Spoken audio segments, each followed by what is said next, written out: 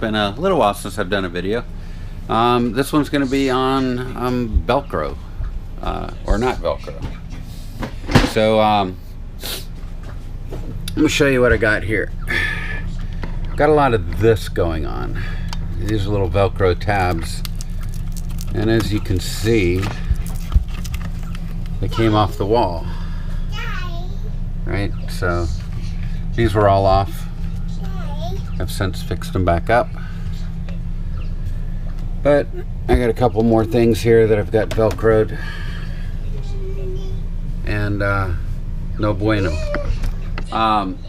So in all fairness, I don't believe this is Velcro brand. I believe this is knockoff. But I'll tell you what, I've had problems with all different types of Velcro not sticking. Use alcohol wipes. I can prove it here. These little alcohol wipes.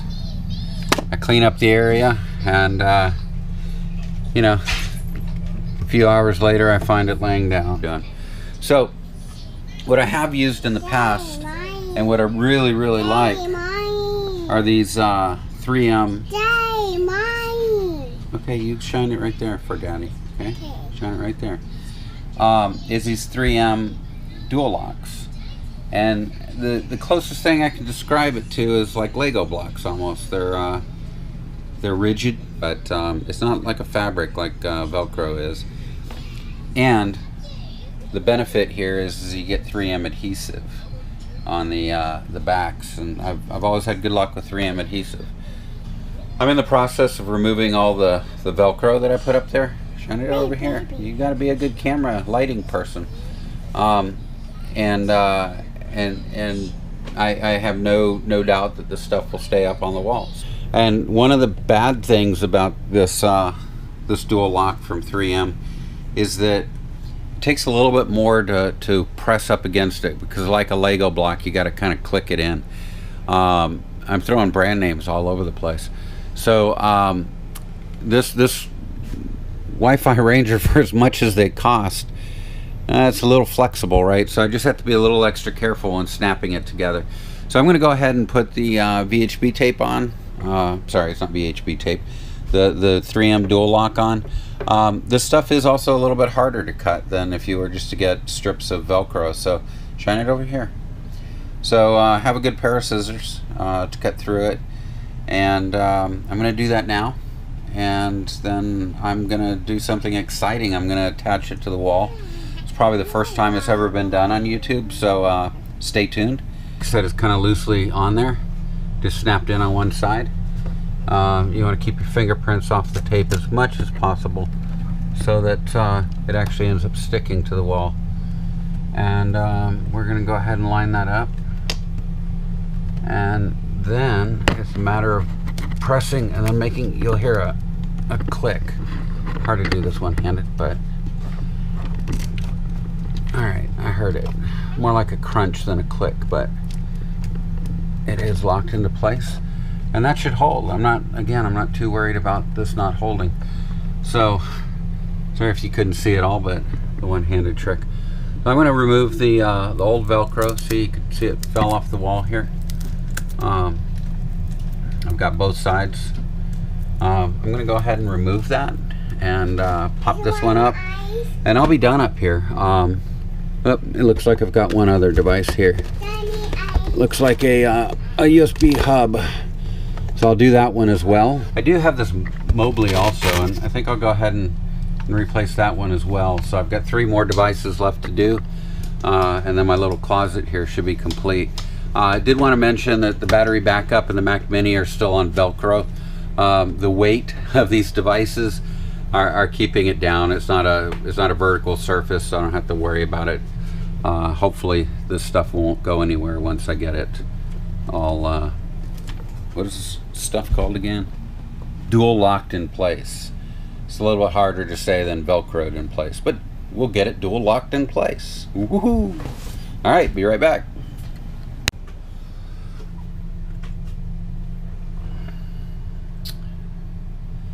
All right, folks. All right, we are dual locked in place, or whatever that 3M stuff is called.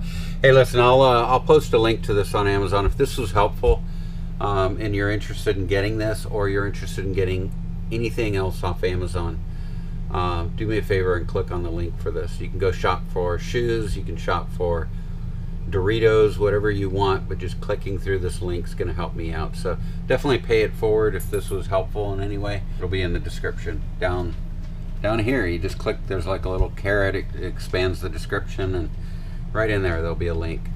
Doesn't cost you anything, but we make a few pennies, literally a few pennies. So all right, this worked out great.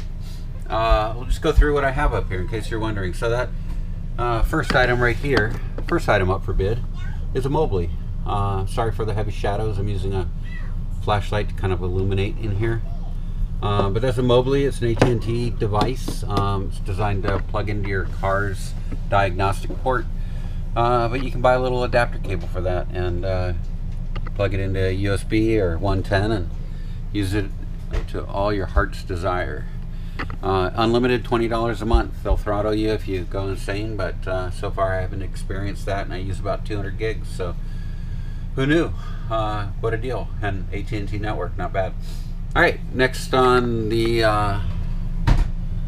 list is this this phone. It's a Android phone, I believe. It's something blue. Hey, you know what? I'll leave a little link to this too. It's Christina, no. It's a blue phone. It's not actually blue, but it's like BLU or something like that. So it's a it's on my T-Mobile plan. I've actually been using the AT&T Mobley a lot more, just because where I'm parked, the T-Mobile's not as strong and not as fast. So next to that, we have our Wi-Fi Ranger wireless router. It's you know, it's part of the Wi-Fi Ranger kit. I don't have it mounted on the roof yet, but this is the model I got, and you know, I'm relatively happy with it so far. There's some things I don't like about it, but I can go into a more in-depth video on that later. This is an HD HomeRun. What is that? Well, it's a little TV tuner, and it plugs into your network. You plug in your cable. And this is for local over the air, and then you have to have some sort of software to run it. And what I have is the new Apple TVs. Actually, they just came out with a 4K version. I don't have the 4K version, but I have this Channels app, and this Channels app has like a full guide. Let me go into settings here. You can see well, you know, probably some IP addresses. I don't know, that matters. It's all local IP. But this Channels app is literally connecting to this HD HomeRun Connect, right? So when I go back here to guide, after you do a scan, you have to do a scan if you're like in a new area or something like that, or if you're setting it up for the first time. But now I have like all of this stuff, and it's like an actual nice guide that you can scroll through, and you can say I only want to see HD channels, or you can say I want to see all channels. And I'm in the Phoenix area, so I've got literally dozens and dozens of channels. Bilingual too, although I'm not.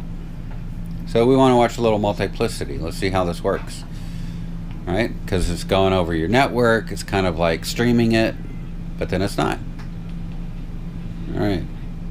We're not going to play too much of that because we're going to publish this on YouTube, and we don't want to get busted by the content police. Let's see what Pets on Parade is doing. Aw, look at the little kitties. So it's nice, right? It's good quality. Can't complain. And if you need a cat, call now. Channel 3 in Phoenix, Arizona. Looks like some tabbies, maybe. I don't know. I'm not really a cat person. All right, so that's enough about the HD HomeRun, right? Good stuff. You know, the nice thing about it is I can scan one time, and then I've got an Apple TV in the garage. I've got an Apple TV out here. I've got an Apple TV in the bedroom. They can all hit it. This is a dual tuner, so I can you know, 2 different TVs can watch 2 different shows. And you could add multiples of these. You could add a couple of these if you wanted. Let's see. So I will post a link to that. Then I have the WeBoost Home. Yes, I have the WeBoost Home. I bought that because at the time it was the best they had. I didn't like the it's the 4G Home. There's some restrictions that they place on the mobile versions, the RV versions, the car versions, and the home version. It has to do with power. I don't know that this is a good thing. I let you guys do the research. I can put a link to it. But the problem is the antennas that they provide you with the home are really designed to be separated a lot more than you would have in a car, van, or RV application. I will show you that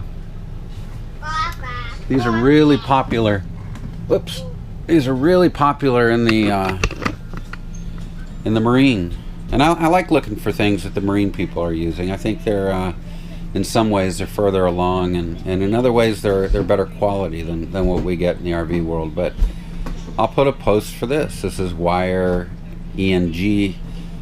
What is cool about this one is that it's got the antenna connection on the side. A lot of the ones that you get that are roof mount that are like this, these little dome ones, they have the mount on the bottom. And it's got a nice flat bottom, so I could put this on there. And actually, I could get this stuff, put that on there. I don't know if this is for outdoor, but I could find something similar, right? And if I have enough wire, I could run this to whatever end of the trailer I want. I can have a couple spots where I have, you know, some outdoor Velcro or outdoor dual lock or whatever the case may be. And so I could actually move this around on the roof if I'm somewhere that the front of the RV gets better strength than the back of the RV or whatever the case may be. I got this battery backup, and I wanted to get a smaller one because this really is a brick, and it's not super heavy. It's probably, you know, 8 pounds. I don't know. Look at the description on Amazon. But there were a couple nice things about this. Number one, it had a lot of outlets, which is good. You need outlets. The other thing is that it has a port, a USB port, that I can plug that into my laptop, and then not my laptop, my Mac Mini, and basically I can tell my Mac Mini that when this battery backup gets to a certain point, shut down. Then I have this Mac Mini, and everybody's probably thinking, oh, he's got a media server, right? Well, I did. There's a media server on there. There's Plex. You guys might have seen Plex on my Apple TV when I turned it on. And Plex lets you put all of your video files on a hard drive, and then you can connect to it from, you have Plex apps for your phone, for your Roku, for your Sony PlayStation, for your Xbox, for your Fire HD or Fire Stick or whatever they're called. All those devices, they make it for everything. So I have that on there. And at times I've got friends and family that like to watch a video off there. Shh. But how do I do that? Do I really want people connecting to my Mac Mini, my Plex server, over one of these devices up here and streaming out of my trailer, wherever I am on Earth, to their little TV in their little cushy living room while they're drinking Kool-Aid and eating grapevines, swizzle sticks, whatever they are? No, I don't want that. I'm gonna always have challenges getting really good internet. I don't need 2, 3, 4 people all trying to suck that away from me. So I put my Plex server in the cloud. Yes, sir, I did. And it's working great. So that is my tech closet. Oh, look, a couple hard drives in there. Little did I know. Remember I was telling you got to push the stuff a little bit harder? Well, when I was pushing on this one, I could hear the hard drive dragging. That might be gone. I don't know. Hopefully not. But but I don't need it anymore. So what do I use my Mac Mini for? What do I use it for? Here's my idea, guys and gals, ladies and friends. I've got a video camera there. Where is it? It's right in there. I've got one in the bedroom. I've got one in the garage. I'd like to put a couple outside. I'd love to put a couple outside. Then I can come in here and I can do up to 4. Actually, I think you can do more than that. Cameras. How is this cool? Well, security is always nice, right? And this security spy application, and I bought it. There's an app for the Mac. What it does is it takes, if you go out and buy 1 or 2 or 3 security cameras, that's cool, but a lot of times, especially when you buy these like generic little Chinese ones, they have their own apps, and some of them work with multiple cameras well, and some of them don't. They're all kind of hokey, and 4 cameras are having to stream, or how many ever you're using, to your device. So your device isn't having to get 1 video stream, it's having to get, let's say you have 8 cameras, it's having to get video streams from all 8 cameras. Well, that's like a lot. Now let's say 2 or 3 people want to view all of them. So you got 2 people viewing 8 cameras, that's 16 video streams. That gets to be stupid, right? You start to see the math. What Video Spy does, Security Spy, sorry. What Security Spy does is it's the only one that reads all of those. And it's connected through wire to the wireless router, so it's a little better performance.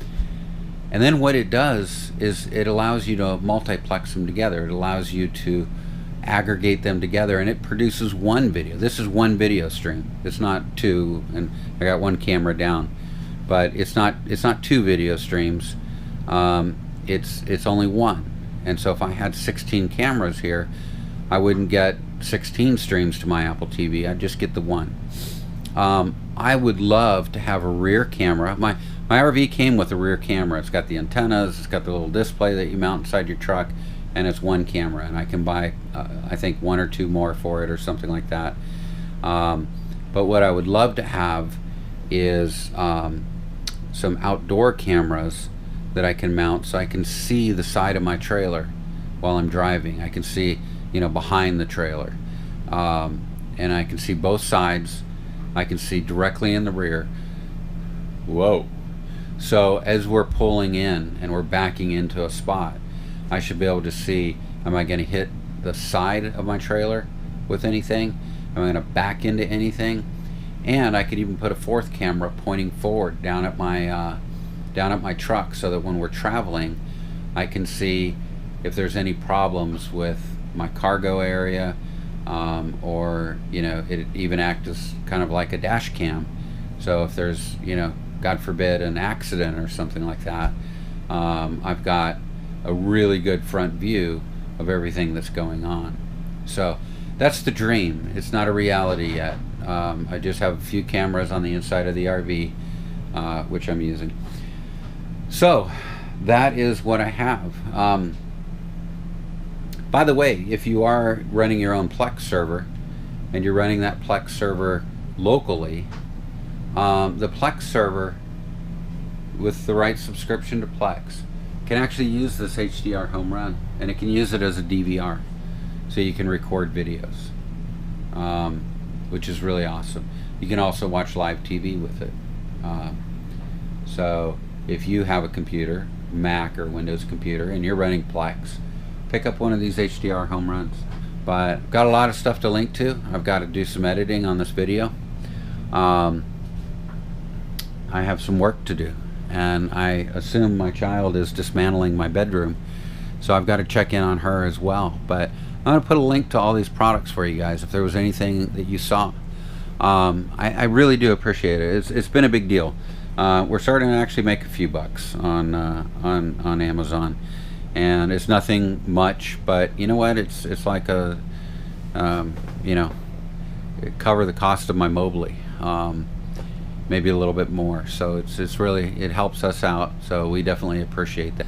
So that's that. Hey guys, this has been a long video, and I appreciate you following along. I hope that was interesting. This is all the techno geeky stuff that I have, and it's fun. It's really fun. So have a great day, have a great weekend, have a great week. More importantly, have a great year. Make this a really great year. End it well. Be safe. Be very safe. Love you all. Bye.